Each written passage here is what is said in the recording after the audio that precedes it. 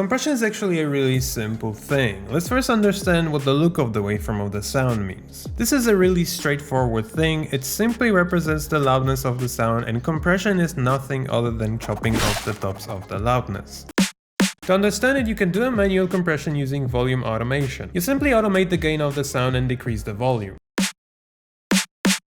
Now, a compressor is only different than that because it is decreasing the volume automatically for you. As you can see, the sound goes down in volume and we want to chop up the first part of the sound so it's not as spiky. For this, we're gonna decrease the volume at the beginning and increase to its original volume at the end. And now, how quickly we increase it to the original volume earlier or later is controlled by a release knob inside a compressor. How simple is that? Let's resample and see what the volume automation did to our sound. It chopped off the beginning. So let's say we want to leave a louder beginning of the sound, aka transient, to make it more punchy. We will learn that what we need to do is at the beginning we need to start from the original volume and then start decreasing it. How quickly we start decreasing it is determined by an attack knob inside a compressor.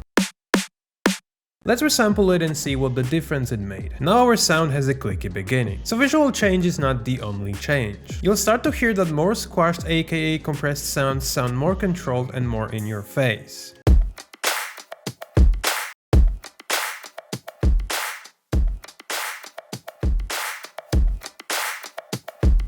If you push the compressor really hard, you will hear that the quietest parts of the sound have been equalized with the louder ones. You'll notice that the sound has now a flattened feel to it. It's not as spiky as it was. Louder parts are closer to the quiet parts.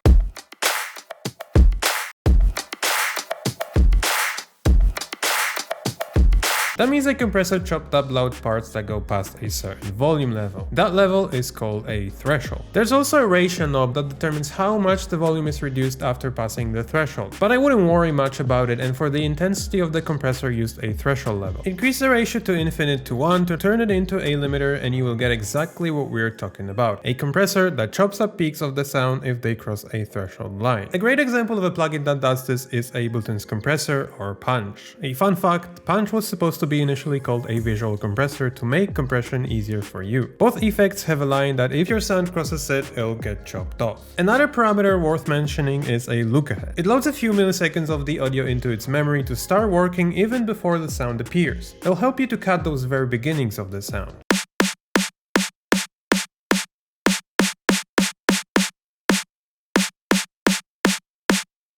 Now, I'm not an expert when it comes to knees, but from what I've seen, what a higher knee does is it makes quiet parts of your sound get affected more with a lower threshold. It'll help you, for example, to compress the hi-hats in a drum loop even if they're not passing the threshold, while keeping a relatively low compression levels on louder parts like kick and snare.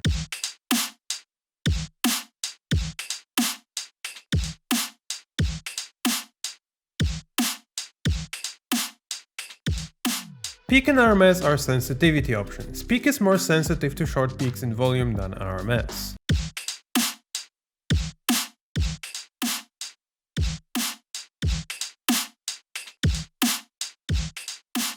Also, some compressors are equipped with an expander. Turn it on to mirror the volume reduction and increase it instead of decreasing. Now your sound will get louder instead of quieter.